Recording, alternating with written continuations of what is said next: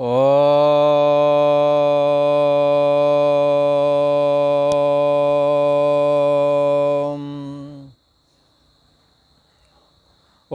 गुरु ब्रह्मा गुरु विष्णु गुरुदेव महेश्वरा।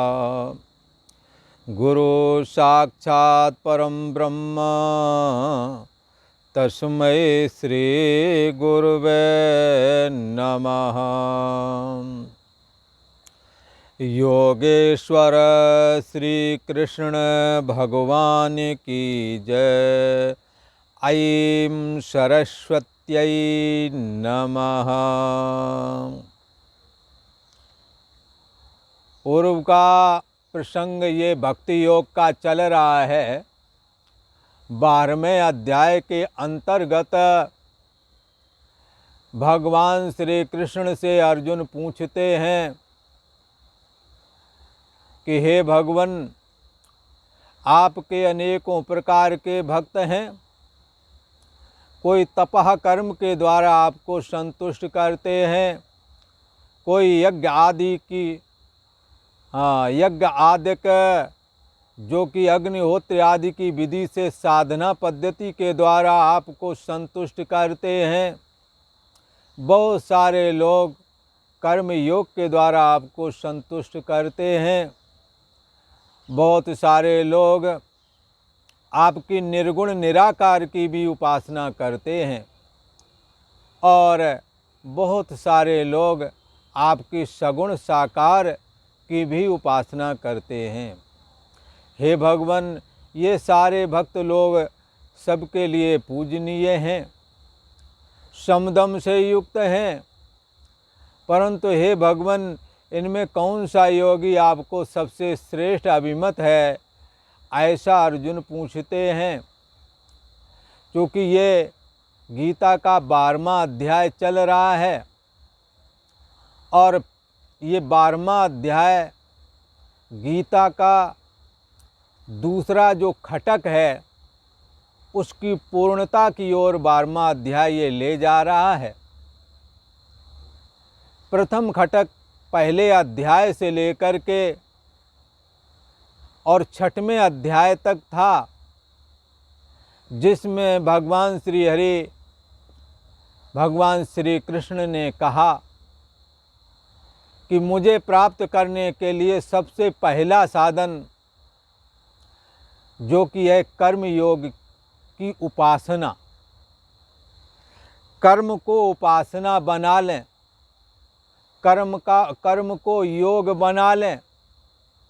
कर्म योग के द्वारा आसक्ति और फल की इच्छा का त्याग करके जब हम स्वार्थ त्याग करके दूसरों के कार्य में आते हैं, दूसरों के लिए कुछ करते हैं और अपने कार्य भी संपादन करते हैं, जो दूसरों के लिए कार्य संपादन करते हैं उनके अपने कार्य भी सहज में ही संपन्न हो जाते हैं। ये जो साधना है इसमें अभी कोई सगुण अथवा निर्गुण का सहारा नहीं लिया गया। भगवान श्री कृष्ण कहते हैं पहले निम्न स्तर के कर्मों को छोड़ दो, स्वरूप से ही मत करो निषिद्ध कर्मों को और अच्छे कर्मों को करो। अच्छे वालों से कहते हैं तुम अच्छे वाले कर्म आसक्ति और फल की इच्छा से रहित होकर के करो, तो ये कर्म मेरी संतुष्टि के लिए हो जाएंगे। जब यही कर्म फलाकांक्षा का त्याग कर दिया जाता है और भगवत अर्पण बुद्धि से जब ये कार्य संपन्न किए जाते हैं तो ये जीव का चित्त निर्मल हो जाता है और निर्मल चित्त में परमात्मा ऐसे ही प्रकट होता है जैसे साफ दर्पण में आपके मुख का प्रतिबिंब आपको सुंदर और साफ दिखता है। ऐसे ही जिसका मन निर्मल हो गया है, कर्म की उपासना करके, कर्म को योग बना करके, कर्म ही पूजा है ऐसा समझ करके जिन्होंने कर्म भगवद अर्पण बुद्धि से किए, निष्काम भाव से किए, कामना छोड़ करके किए। ऐसा जो ये कर्म योग है, ये गीता के प्रथम खटक 1 से लेकर और 6वें अध्याय के बीच में इन सब का निरूपण हो चुका है। इसके बाद में ये दूसरा खटक चालू होता है। ये दूसरा खटक तत्परक कहलाता है और प्रथम खटक त्वमपरक कहलाता है। तत्त्वमसि महावाक्य के ऊपर तत्त्वमसि महावाक्य का अभिप्राय अथवा उसके अर्थ का अर्थ प्रकट हो सभी जीवों के लिए, ऐसा हृदय में धारण करके भगवान श्री कृष्ण ने सामवेद का जो छंदोक नाम का उपनिषद है, जिसका ये महावाक्य है, सहाया ऐसा अणमा तत् आत्म्यम इदम सर्वम तत् सत्यम सा आत्मा तत्त्वमसि श्वेत केतो, ये तत्त्वमसि महावाक्य का व्याख्यान है गीता। तत् त्वम असि, वह तुम हो ऐसा अर्थ लगता है, पर ये शक्ति वृत्ति से लगता है, पर सच्चाई में ये अर्थ यदि विचारेंगे तो तत् का मतलब होता है ईश्वर और त्वम का मतलब होता है जीव। जीव के अंदर में मन और इंद्रियां, देह, ये जड़ भाग कहलाता है, पर मन और इंद्रियों का और बुद्धि का जो आश्रय प्रकाशक है वो चेतन है। ये दोनों जब मिलते हैं तो एक तीसरा चीज़ उत्पन्न होती है, जिसका नाम है परिच्छिन्न व्यक्तित्वपना, सोने जागने वाली चेतना, इसको कहते हैं जीव। ये प्रकट होता है और इसको परमात्मा से मिलना है, इसलिए जो कर्म करते हैं उन्हीं कर्मों में फलाकांक्षा यदि छोड़ दे, आसक्ति छोड़ दे, कामनाएं छोड़ दें, तो ये मन अमन हो जाता है। और जिस जीव का मन अमन हो गया है, तस्य कार्यम न विद्यते, जिसने अपने मन को निर्दोष बना लिया है, अपने मन के समस्त दोषों का शमन कर लिया है, समस्त दोषों को खत्म कर लिया है। मन में राग द्वेष हैं जो विषमता लाते हैं, अनुकूल प्रतिकूल परिस्थिति में सुखी और दुखी होता है, ये द्वंद्व, मान अपमान, सुख दुख, लाभ हानि, इससे जीव दोषवान हो जाता है। जगत के प्रति सत्यता की दृष्टि रखते हुए और भोगों के प्रति आकर्षण का और विषयों के प्रति विषय लोलुपता का भाव, इसे ब्रह्म से जीव भाव में तब्दील कर देता है तो जीवो ब्रह्मैव न परा, जीव ब्रह्म ही है, पर इसको ये बात समझ में नहीं आती। इस बात को समझने के लिए भगवान ने कर्म योग का निरूपण किया। और इंद्रियाणि पराण्याहुरिंद्रियेभ्यः परम मना मनसस्तु परा बुद्धेयो बुद्धि पर तस्तु सा।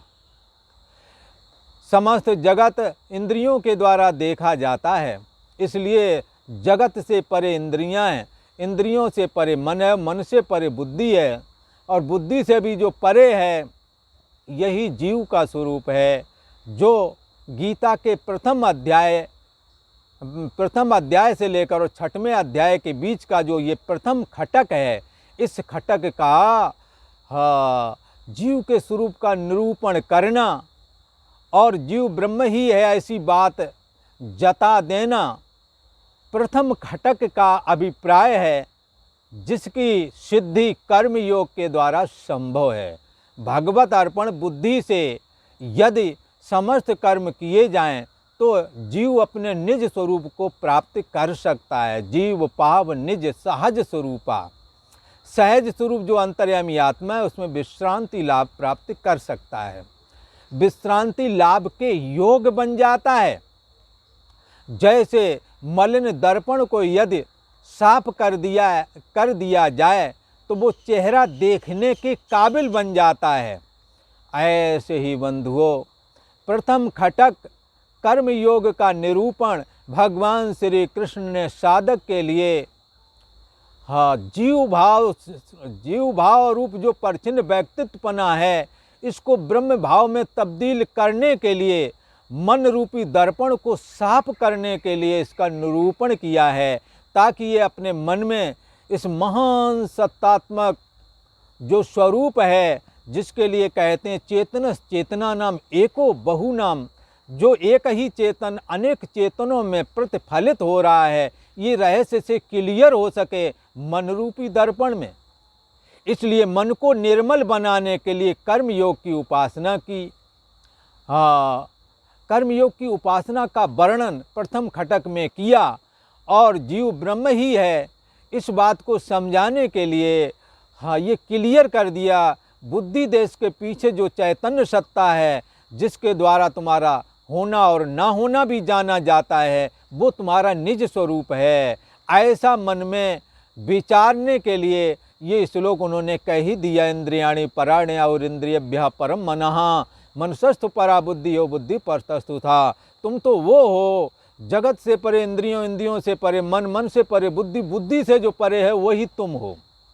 ये बात क्लियर की, पर वही तुम हो ये रहस्य ईश्वर की कृपा के बगैर समझा नहीं जा सकता है, क्योंकि मन सारे मनों को मिला दें तो इक्वल टू माया, माया भगवान का मन है।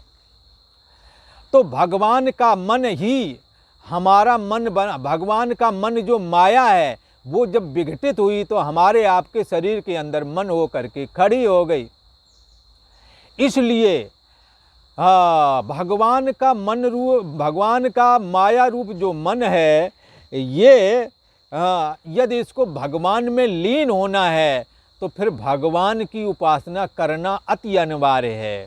और भगवान को यहाँ ईश्वर कहेंगे, तो ईश्वर मूर्ति परम ब्रह्म परमात्मा में तब हो जाती है जब परम ब्रह्म परमात्मा में समष्टि मन, सारे मन इक्वल टू माया को जो मन मानता है, ऐसी जो चैतन्य सत्ता है उसका नाम है ईश्वर।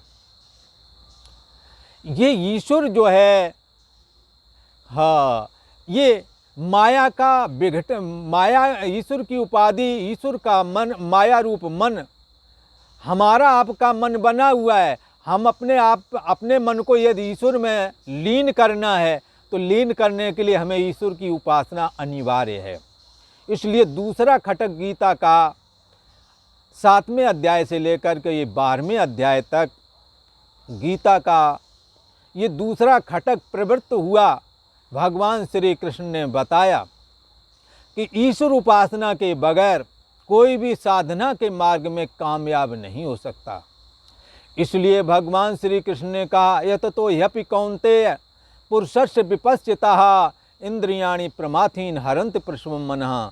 यत्न करते हुए विद्वान पुरुषों की इंद्रियां विषय रूप गर्त में इस साधक को ले जाती हैं। यदि इनसे बचना है तो तान सर्वाणि संयम युक्त आसीत मत पढ़ा। यदि इनसे बचे, इंद्रियों को वश में करना है, मन को वश में करना है, अर्थात इंद्रिय और मन को निर्मल बनाना है, ऐसा निर्मल बनाना है जिसमें जीव भाव ब्रह्म भाव में दिख जावे। जीवो ब्रह्मैव, जीव ब्रह्म ही है, ऐसा दिख जावे, ऐसा जानने में आ जावे। इस बात के लिए ईश्वर की उपासना की अत्यंत आवश्यकता है। इसलिए भगवान श्री कृष्ण ने 7वें से लेकर 12वें अध्याय तक तत् का मतलब वह है, वो ईश्वर। लोग हाथ उठा के कहते हैं वो सब देख रहा है। कौन देख रहा है? ईश्वर। उस ईश्वर का प्रतिपादन 7वें से लेकर 12वें अध्याय तक हुआ है। और आज भगवान श्री कृष्ण अपने उस ईश्वर मूर्ति की भक्ति कैसे करें, उपासना कैसे करें, इसी का निरूपण कर रहे हैं। अर्जुन पूछते हैं, भगवान आपके बहुत सारे उपासक हैं, सगुण साकार वाले भी हैं, निर्गुण निराकार वाले भी हैं, आपको कौन प्रिय है? भगवान ने कहा सगुण साकार वाले। बोले अच्छा, सगुण साकार वाले प्रिय हैं। अगर अच्छा ठीक है, सगुण साकार वाले आपको प्रिय हैं तो वो आपको क्यों प्रिय लगते हैं? तो भगवान श्री कृष्ण ने कहा, हाँ, उनके हृदय में क्या है, वो हमारा भरोसा करते हैं, हमें छोड़ गति दूसर नहीं, उनकी कोई गति ही नहीं है। हमें निवेदन भोजन करें, हमें भोजन बनाते हैं तो हमारे को पहले थाली परोस के हमारे को चढ़ाते हैं। इसके बाद में और काम कर बाद में जा कर के भोजन करते हैं। कोई साधु आ गया, ठाकुर जी आए, संत मिले, मनोहरि मिले, सेवा करते हैं। और गुरु आश्रम में गुरु जी को भगवान की मूर्ति मान करके लगे रहते हैं और सदा मेरे समर्पण होकर के चलते हैं। वो कहते हैं हमें जो राम जी देंगे वही मैं स्वीकार कर लूँगा, और जहाँ ले जाएंगे वहाँ चला जाऊँगा, जैसे रखेंगे वैसे रहूँगा, जहाँ ले चलोगे वहीं मैं चलूँगा, जो तुम कहोगे वही मैं करूँगा। ऐसा उनका ध्येय रहता है। ऐसे अकिंचन भक्त के लिए मैं सदा के लिए उनके साथ रहता हूँ। बोले क्या करते हो साथ में? रखवारी, करो सदा तिन कर रखवारी, जिम बालक राखै महतारी। जैसे बालक की सुरक्षा माँ करती है, ऐसे में ही मैं उन भक्तों की सुरक्षा करता हूँ। उन्होंने अपने शरीर, इंद्रियां, मन, बुद्धि मेरे को अर्पण कर दिए हैं, हमारा भरोसा करते हैं। ऐसे भक्तों के लिए मैं समुद्धरता बन जाता हूँ, हाथ पकड़ के मृत्यु संसार सागर से उन्हें पार कर देता हूँ। अर्जुन, साधक को चाहिए, मेरे प्रेमी भक्तों को चाहिए कि वो अपनी मन बुद्धि को मेरे में लगा कर के ध्यान करें। मन के द्वारा भूत की चिंता, भूत का सुखी दुखी होना पना छोड़ दें, और बुद्धि के द्वारा भविष्य की चिंता छोड़ करके और बुद्धि के द्वारा हमारा चिंतन करें, हमारे में बुद्धि लगाएं। हाँ, कि जैसा ईश्वर करेगा ठीक ही करेगा। ज्ञानवान कहते हैं हमारा जो प्रारब्ध है वो भोग लेंगे, हाँ जो भी होगा हमारा ही है। पर भक्त कहते हैं ठाकुर जी जो करते हैं अच्छा करते हैं, ईश्वर का मंगलमय विधान है। वो यदि कष्ट दें तो कष्ट में हमारा हित है, वो सुख दें तो सुख में हमारा हित है। जाई विद राखे राम ताई विद रहिए, जैसे राम जी रखें वैसे ही रहते हैं। इसलिए वो कहते हैं यदि तुम्हारा ऐसे ध्यान में मन ना लगता हो तो हमारे लीला कथाओं का, हमारे स्वाध्याय पर ग्रंथों का, हमारे मंत्र का, इनका अभ्यास करो। बोले अभ्यास भी ना बनता हो तो बोले हमारे लिए काम करो। जैसे किसी पिता के 3 बालक थे, एक ऊंचे पद पर चला गया और एक दूसरा था वो भी कहीं लग गया, पर एक नहीं पढ़ पाया तो पिता से पूछा मैं क्या करूं? तो पिता ने कहा तुम हमारे लिए काम करो, परिवार के लिए काम करो। पिता का काम करना मतलब पूरे परिवार की सेवा, पिता की सेवा। तो ये संसार है भगवान का परिवार, भगवान से बनाए, भगवान में बनाए, भगवान ही बने हैं। सृष्टि बनाई, त्रिविध बनाई, संग सहाय न दूजा, दूसरा से कोई था नहीं, स्वयं ही सब कुछ बन गए। तो ईश्वर के बनाए हुए जो बंदे हैं, दीन दुखी हैं, गरीब गुरुआ हैं, माता पिता हैं, आचार्य हैं, गुरु हैं, संत हैं, इन्हों की सेवा करो तो क्या होगा? ये भी ईश्वर सेवा हो जाएगा। मत कर्म परमो भव, असहाय की मदद कर देना भगवान का ही भजन कहलाता है। और यदि ये भी ना कर सको अर्जुन, तो तुम क्या करो? सर्व कर्म फल त्यागम, संपूर्ण कर्मों के फल का त्याग कर दो।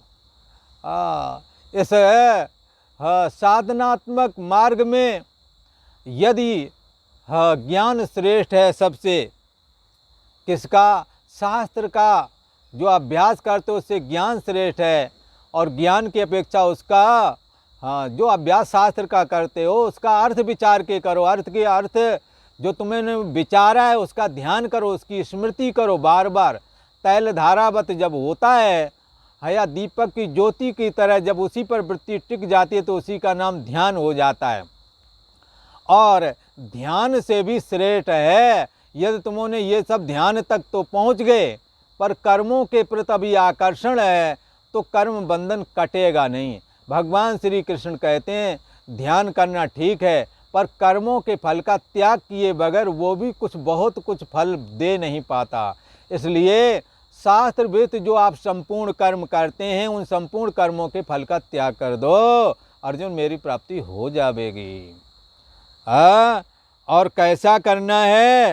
हाँ, भगवान श्री कृष्ण के जो प्रिय भक्त हैं उन्हों का अर्जुन ने कहा, महाराज आपके जो भक्त लोग हैं आपको प्रिय हैं, तो ऐसा उनमें क्या होता है जो आपको प्रिय लगते हैं वो? हाँ, तो भगवान श्री कृष्ण उस विषय में कहते हैं कि हे अर्जुन, ये गीता का 12वां अध्याय है और 16वां श्लोक है, जिसमें भगवान श्री कृष्ण कहते हैं कि भक्त के अंदर दैवी गुण आ जाते हैं, जिन दैवी गुणों की ओर भगवान स्वयं आकर्षित हो जाते हैं, ईश्वर आकर्षित होता है। क्या आकर्षण है? दैवी गुण क्या है? सबसे बड़ा गुण तो भगवान के प्रति प्रेम, भगवान की भक्ति। ये एक ऐसी चीज़ है जिससे समस्त दिव्य गुण आ जाते हैं। भक्ति सुख स्वतंत्र सकल गुण खाने, किसी से किसी प्रकार की अपेक्षा नहीं रखता। भक्त निष्काम भाव से भक्ति करता है, कोई आशा आकांक्षा नहीं रखता है कि हमारे भक्ति के बदले भगवान हमें ये दे दे कुछ। तो एक जगह कोई संत कहते हैं कि हे प्रभु, आपसे मांगने पर यदि भक्ति की तो फिर वो भक्ति नहीं कहलाती है।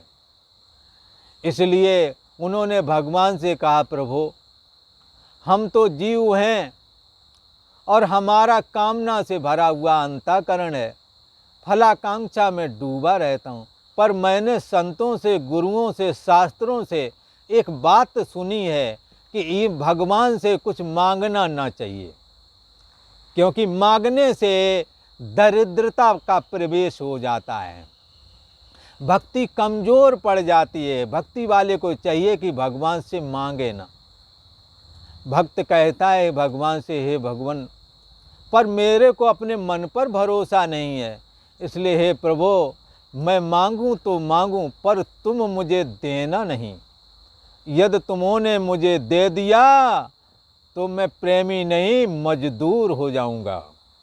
इसलिए हाँ, भक्त भक्ति के बदले में कुछ चाहता नहीं है, अनपेक्षा, कोई अपेक्षा नहीं है।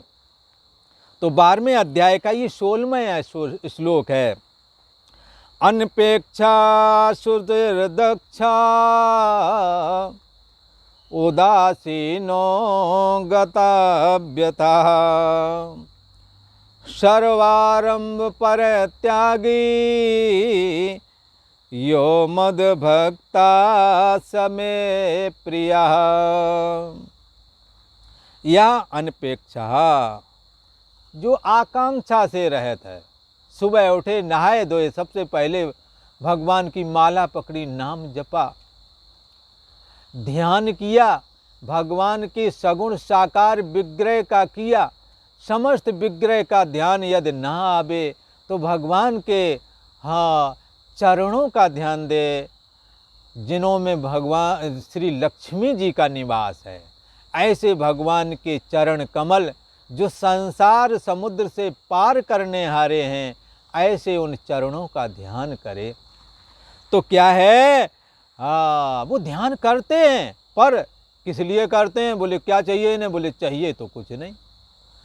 बोले धर्म न अर्थ न काम रुच, धर्म भी नहीं हमें चाहिए, हमें तो भक्ति चाहिए। न काम में ही हमारी विशेष रुचि रह गई है, और हमें निर्वाण भी नहीं चाहिए, अर्थात मुक्ति भी नहीं चाहिए। जन्म जन्म रति राम पद यह वरदान न आन, मेरा जन्म भी जहाँ कहीं भी हो, जन्म जन्मांतरों में सदैव परमात्मा श्री हरि के चरणों में हमारा प्रेम बना रहे। अनपेक्षा, ऐसी जो भक्ति करता है, कैसे? अनपेक्षा, आकांक्षा रहित, कोई आकांक्षा नहीं, हृदय में किसी तरह के फल का अनुसंधान नहीं करता, केवल एक ही प्रयोजन, हमें भगवान की भक्ति करना है, हमारे अंदर भगवान का स्मरण सदा बना रहे। शुचि ही दक्षा, ये भगवान का भक्त आकांक्षा रहित तो है ही है, और बाहर भीतर से शुद्ध रहता है। सुबह उठते ही नहाता है पहले नंबर, बाहर भीतर से शुद्ध रहता है और हर एक कार्य में दक्ष है। आश्रमों में जाएं, हाँ बढ़िया साधु तुरंत सुबह उठ कर के लंगड़ और बड़े बारीकी से, ना नमक ज़्यादा ना मिर्च ज़्यादा, बहुत अच्छा भोजन बनाएंगे। दक्ष हैं काम करने के लिए, सेवा करने के लिए दक्ष हैं, चतुर हैं। उदासीन सांसारिक पद पदार्थों से, हाँ मित्र शत्रु से उदासीन हैं। किसी के प्रति आकर्षण नहीं, लगाव नहीं, आसक्ति नहीं। कैसे हैं उदासीन? पक्षपात से रहते हैं, न राग में रागवान न द्वेष से द्वेषवान।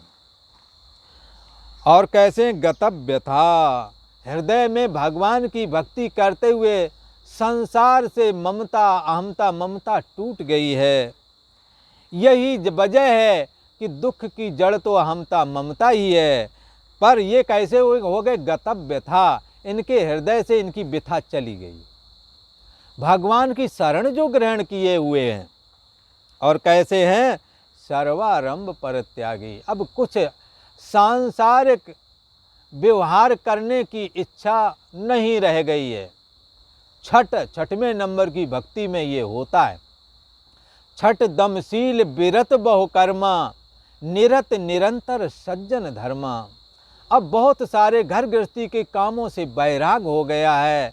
निरंतर सज्जन पुरुष जैसे भगवान की भक्ति करते हैं, नहाते धोते तीर्थ यात्रा जाते, साधु सेवा करते, माला जपते, ध्यान करते, भागवत रामायण गीता आदि का स्वाध्याय करते, उपनिषद का स्वाध्याय करते, आए गए अतिथियों की सेवा करते। हाँ, ये सब करने में जो सज्जन पुरुषों के कर्म हैं, इन्हीं में वो व्यस्त रहता है, पर सांसारिक कार्य का आरंभ अब नहीं करता। पूर्व में हमों पहले एक मकान था तो बेच दिया, तो एक संत आया, प्रेमानंद तुम अपना क्या कहते हैं कि अब दोबारा मकान न खरीदना। बोले, मैंने कहा क्यों? बोले मैं अपना मकान, हाँ मेरे पास रहा, मैं बहुत दुखी रहा हूँ, मैं बेच करके बड़ी मुश्किल से छुट्टी पाया हूँ। तो क्या है, संसार के आरंभ बड़ा दुखी करते हैं।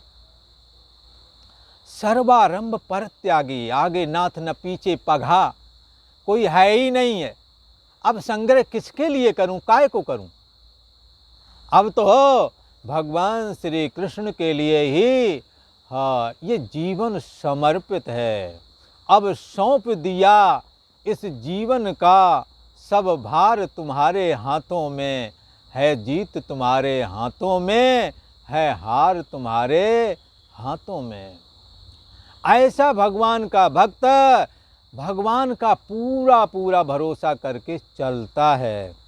सर्वारंभ परित्यागी, संपूर्ण आरंभों का, सांसारिक आरंभ अब नहीं करना चाहता, इच्छा ही नहीं होती, करने का जी नहीं करता।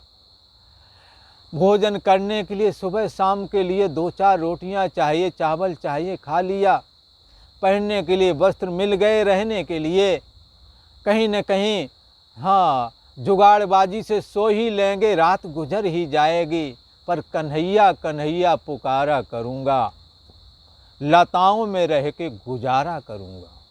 कैसे भी गुजारा कर लेंगे, पर सांसारिक आरंभ अब नहीं करेंगे, ऐसा उन्हों का भाव रहता है। इसलिए ये यहाँ कहते हैं सर्वारंभ परित्यागी ही, संपूर्ण सांसारिक आरंभ का ये कैसा है, त्याग कर दिया है इसने। हे अर्जुन मद भक्तः में प्रिया, ऐसा मेरा भक्त मुझको प्रिय है, ऐसा भगवान श्री कृष्ण ने यहाँ कहा है। तो एक बार इसको फिर समझते हैं। यह अनपेक्षः शुचि दक्षः उदासीनः गतव्यतः सह सर्वारंभ परित्यागे मद्भक्तः मे प्रियः। हे अर्जुन, जो पुरुष आकांक्षा से रहित हो गया है और बाहर भीतर से सदा शुद्ध रहता है और अपने समस्त क्रियाकलापों को करने में बड़ा चतुर है, दक्ष है और उदासीन रहता संसार से, किसी के साथ ना पक्षपात करता है, न किसी से राग रखता है, न किसी से द्वेष रखता है। राग और द्वेष से रहित होकर के समाज में विचरता है, न किसी की निंदा करता है, न किसी की प्रशंसा करता है, न कहीं विरोध करता है और न कहीं किसी का सपोर्ट करता है। ऐसा पक्षपात से रहित संपूर्ण दुखों से छूटा हुआ है ये, क्योंकि सांसारिक अहमता ममता इसने तोड़ डाली है। दुख मन को होते हैं, कष्ट शरीर को होता है, तो उस अहमता ममता से होने वाले जो दुख हैं उनसे ये छूट गया, क्योंकि इसने अहमता ममता छोड़ दी है। और ऐसा संपूर्ण आरंभों का परित्याग करने वाला, हाँ, संपूर्ण आरंभों का परित्यागी, सांसारिक कार्य नहीं करता, बल्कि मेरे साधन भजन में ही रुचि रखने वाला, उसी के लिए सब कुछ सोचता, उसी के लिए वो उद्योग करता, उसी के लिए सारी चेष्टा करता, ऐसा मेरा भक्त मुझको प्रिय है। और आज इतना ही। ओम शांति है, शांति है, शांति है।